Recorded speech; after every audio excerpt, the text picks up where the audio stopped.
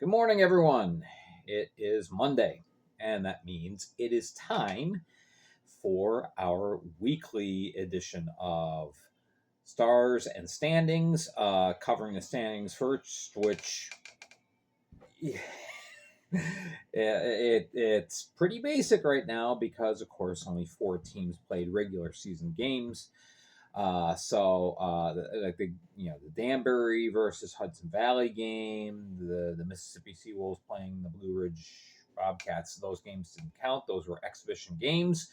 For anyone wondering, because I know it is confusing. You see all the games listed up on the top of the Fed web page, and you think, oh, these were games that count.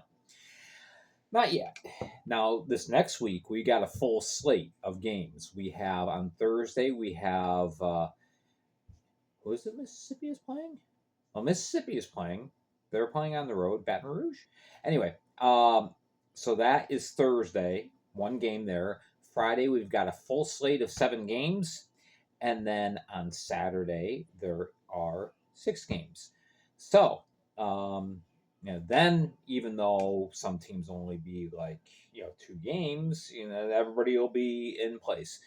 So yeah, the Empire Division, the only 2 teams that played were Binghamton and Watertown. Of course, they did a home and home, split those. So 1-1 will give the edge to Watertown since they hold the edge with the goals scored category there, 7 goals to 6 goals. And then in the Continental Division, of course, the Athens Rock Lobsters, that's ARL, Athens Rock Lobsters, took on the Monroe Moccasins twice, and Athens won both of those games. So, this is the extent of our standings right now. For new fans, brief explanation with points. It's 3 points for a regulation win, which it doesn't go to overtime or a shootout. All the games that were played this last weekend were regulation wins. All right, so Athens with 2 regulation wins has 6 points. If you win in overtime or in a shootout, you get 2 points. And if you make it to overtime or shootout, but you lose, it's 1 point. So that is a lot of international leagues use that system in Europe and Russia, whatnot, and that's what the Fed uses.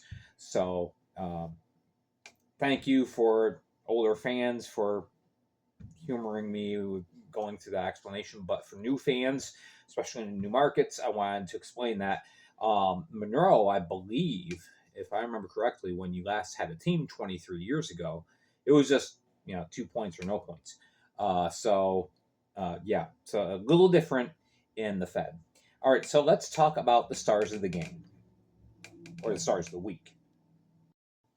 For this week, I highlighted one player from each team, and also a couple of honorable mentions that we listed. So for the Athens Rock Lobsters, Kason Gallant, true rookie, just starting his pro career, and he comes in and scores 3 goals over 2 games.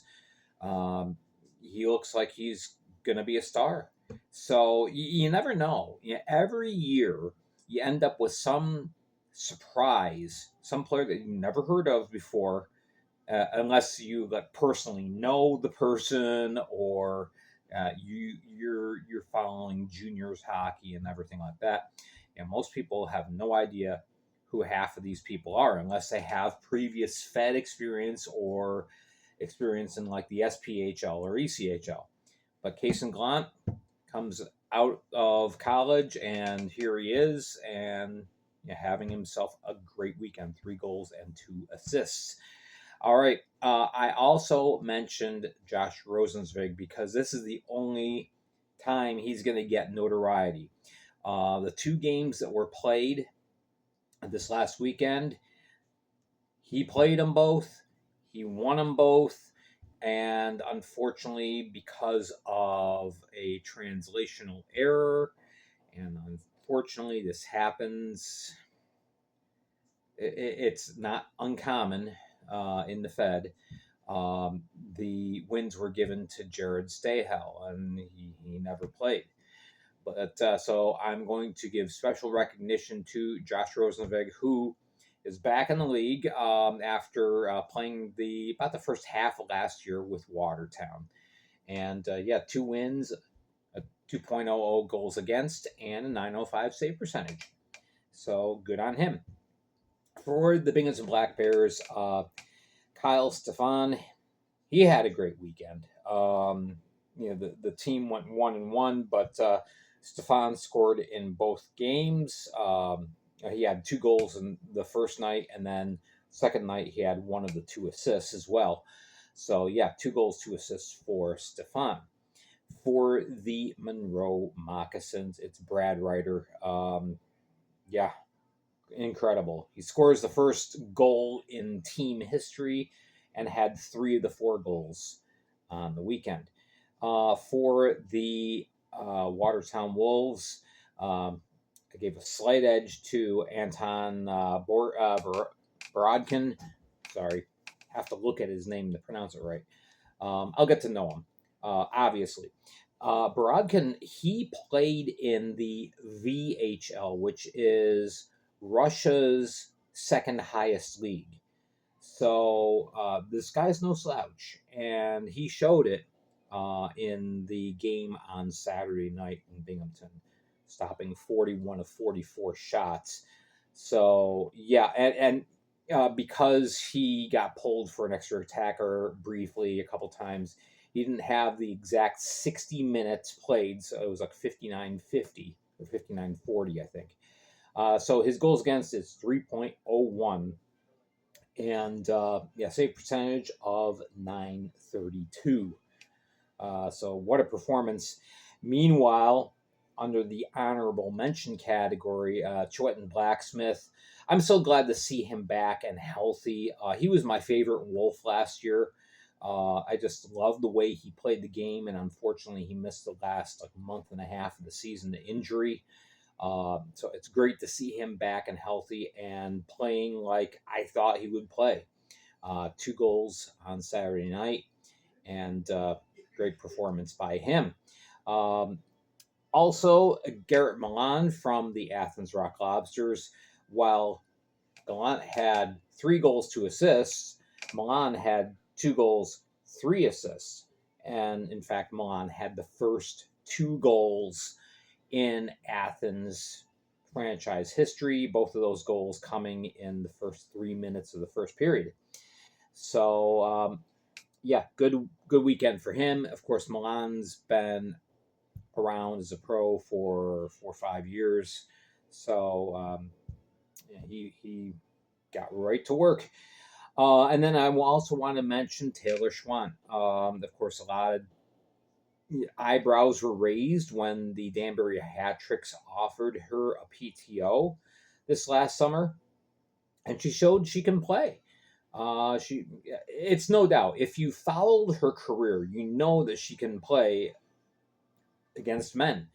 Um, and she played very, very well. 15 saves out of 16 opportunities, which is a 938 save percentage, and a 197 goals against in the half of the game that she played last night or Saturday night in the exhibition game against the Hudson Valley Venom. And yeah, I just realized I chose the wrong logo.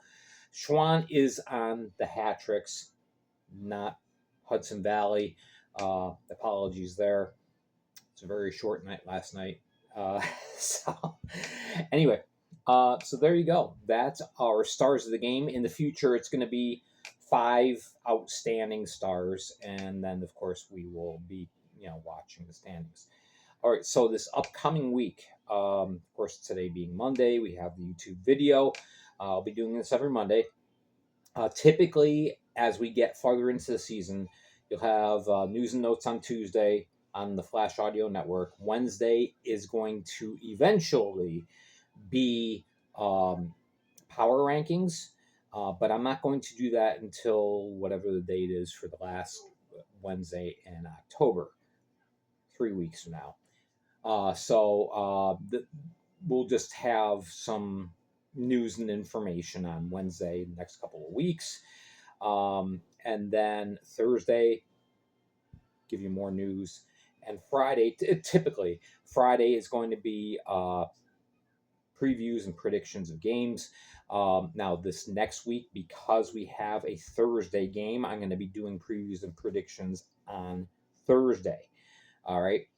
Speaking of predictions, I told you I was going to keep track of how I was doing, and started off the year 2-2. So not great, but typically I'm around 70% of my predictions. At the very beginning of every year is very tough to gauge because rosters are still in flux. Teams are still trying to find all the pieces. Do they fit together? And do we have a cohesive team yet? So there's a lot of change. So really, we don't really kind of get a good idea on how teams are going to be until early November. That's really when you kind of get an idea of what kind of season the team is going to have, and that's why I'm waiting until then to do power rankings. So it's not fair to teams that haven't played to try and do a subjective ranking of them. You can't do it. So we'll wait for a little bit. All right, so that's what we got coming up in the future. Remember, Flash Audio Network is Spreaker, Spotify, iHeart, Amazon Music, and Castbox. Whatever platform that you like to listen to your podcast on, go there. You search for Fed League Flash. Everything comes right up. If you can't find it, go to the Facebook page, the Fed League Flash Facebook page. I have all the links pinned up at the top of the page, and you can choose your platform of choice.